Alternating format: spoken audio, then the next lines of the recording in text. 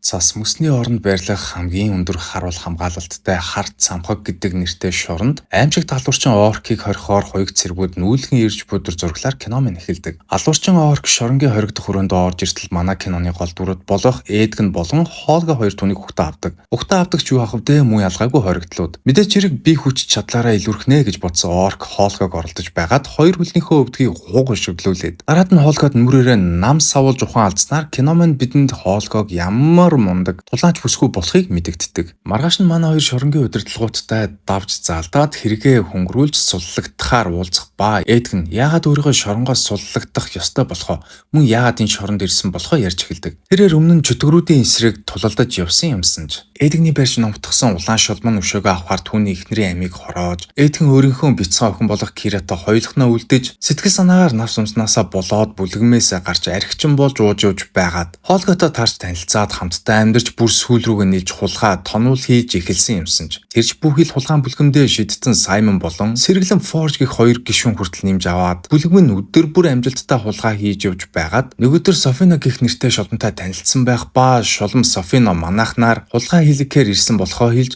Эдгэн тэр дороо таталцдаг. Тэгтэл Форж Эдгэнд бидний хулгай хийх газар өгсөн хүнийг буцаан амьлуулах таблет гэх нэг зүйл байгаа. Чи түүгээр эхнэрээ амьлуулаа гэж хэлснээс нь болоод Эдгэн багийнхаа гишүүдэд удирдах шулмтай цуг хулгай хийх газараа иртэл харуулууд нь гарч ирээд багахан дулаа өрнөж шулам Софина ид шидэ ашиглаж бүх хүмүүсийг огт хөдөлгөөнгөө болгож орхих ба манай Эдгэн Хоолга хоёр шулмын ид шидэнд өртөж Эдгэн зарцаж хөдөлгөөнгөө болгоос өмнө хулгайлж амтсан өгсөн хүнийг буцаан ам оруулах таблета Форж руу шидэж өгөөд өөрөө хөдөлгөөнгөө болж цэргүүдэд баригдаад энэ шоронд ирсэн гэж шоронгийн удирдлагуудад хэлдэг. Тэгтээ хамгийн инээдтэй нь Эдгэн өөрийгөө огт буруу зүйл хийгээгүй шулмын үгэнд итгэж хууртаад хорлогдсон. Бараг л намайг сулчааж ухааны юмсыг ярьдаг. Эдгэнийг өнгөрсөн дурсамжаа ярьж дуустал шувуун биетэй хүн гэхүү альсэл хүн биетэй шувуу гэхүү Жонатан гэх нэртэй нөхөр орж иртэл Эдгэн Хоолга хоёр түүнийг хоёр талаас нь барьж шоронгийн цонхыг хагалж үсрээд хүн шувуу далавчтай байсных нэг муу юм нисэж гуруулаа амьд газарддаг. Дараагаар нь манай хоёр нэгэн зам зуурын цайны газар орж хоол идэж байгаад Эдгэн өөрийн хужин багийн анд Сэргэлэн Форжийг бүхэл бүтэн хотын захирагч болсон байхыг нь зарлалын цаасан дээрээс олж хараад тэр дороод хотдож Форж найзтайгаа уулзахаар болдог. Эдгэн Хоолга хоёр хамгийн түрүүнд Эдгэний охин Кирата таардаг. Охин нь аавыгаа огт тоолгүй. Шууд л Хоолгороо гүн очих ба аавдаа нэлээд дургу болсон байдаг. Дараад нь манай хоёр найз Форжтойгоо уулзтал тэрээр шулам Софинотой нэг тал болсон байх ба охинд нь аав чинь зөвхөн эд мөнгөний араас явж байгаад шоронд хоригдсон. Одоо ч муу ялгаагүй зөвхөн эд мөнгөний араас л эндэрсэн. Гэх мэтчлэн шал худлаа зүйлсийг ярьж аав охин хоёрын дунд ясаяа зогсохгүй. Аав хоёр нэрээ оргож яваа олсууд юм бэ л штэ. Эд харуулуудаараа баривчлуулдаг. Харин харуул цэргүүд Хоолга Эдгэн хоёрыг шууд л хороох тушаалтаа байсан байх ба эдний хооронд тулаан өрнөж манай хоёр цэргүүдийг ядах юмгүй нухчаад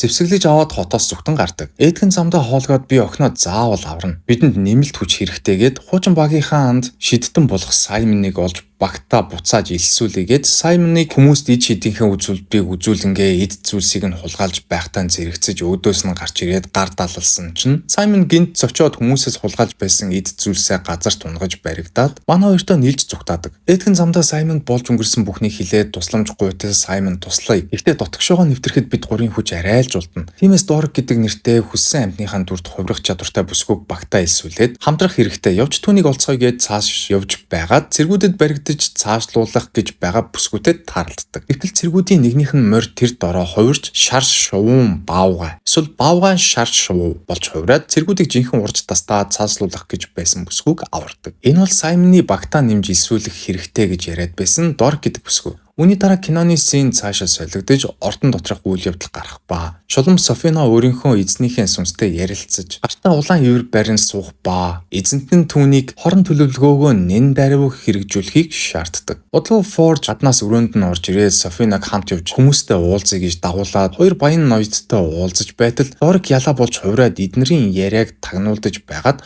шулам Софинод азаартаж шулмын гараас арай их гэж мултраад багийнхан дээрээ ирж мэдээлэл өгдөг. Тэгтэл Саймон би өөрийнхөө одоогийн хүчээр шулмыг дийлэхгүй харин шидэд дуулга олоод өмсчих юм бол миний бүх шидийн хүч чөлөөлөгдөөд би бараг л шулмыг дийлэндэ гэсэн чинь Эдгэн Хоолга хоёр тэгвэл явж тэр дуулгыг чинь олцгоё. Гэхдээ тэр шидэд дуулга чинь 100 жилийн өмнө ор сургуу алга болсон гэлцдэг биз дээ. Тэгэхээр 100 жилийн өмнө хамгийн сүүлд тэр дуулгыг олж харсан хүмүүстэй холбогдъё гээд 100 жилийн өмнө шидэд дуулгыг хамгаалж тулдаад амиа алдсан цэргүүдийн булчин дээр ирж Саймоны шидийн хүчээр өгсөн цэргүүдийг түрхэн амьлуулад Эхнээс нь дуулга хаана байгааг асуудаг. Амирагдсан цэргүүд ердөө 5хан асуултанд хариулаад буцаж өгөх ба нэг нэгээр нь асууж явсаар байгаад хамгийн сүүлийн дайчнаас дуулгыг асуудал тэрээр Зенк гэх нэртэй шидтэн намайг өгөхийн өмнө ирж дуулгыг авсан гэж хариулдаг. Тэгсэн чинь Хоолго Зенкийн талаар олон удаа би сонсож байсан. Тэрч бүвэл манайх Зенктэй тулдаж байсан. Зенк одоо хүртэл амьд байгаа. Би бараг түүнийг хаана байгааг нь гадарлаж байна гэд багийнхнаа дагуулan нэгэн тосгонд ирж шидтэн Зенкийг олж уулзаад 100 жилийн өмнө авч явсан шидэт дуулгаа биднэрт одоо өгөөж. Учир нь бид нар улаан шулуунтай тулдах үедээ дуулгыг ашиглах гэж байгаа юм а гэсэн чинь Зенк хэрвээ тийм юм бол би та нарт шидэт дуулгыг өгье гэд нуусан газар руугаа дагуулan явдаг. Зенк замдаа намайг хүүхэд байхад улаан шулуун маш олон хүмүүсийг нүдний минь өмнө тарчлаан, зовоож, хороож өөрсдийнхөө боол болгож байсан. Дахин тийм зүйлс бүгд давтагдаасаа гэж хэлээд газар доор хотод ирж нэгэн гүүрээр дагуулж гарахаар болоод тухайн гүүрээр гарахдаа яаж гарах ёстойг нь тайлбарлан өгч хэрвээ нэг л буруу гიშгэх юм бол энэ гүүр доошоогоо нурах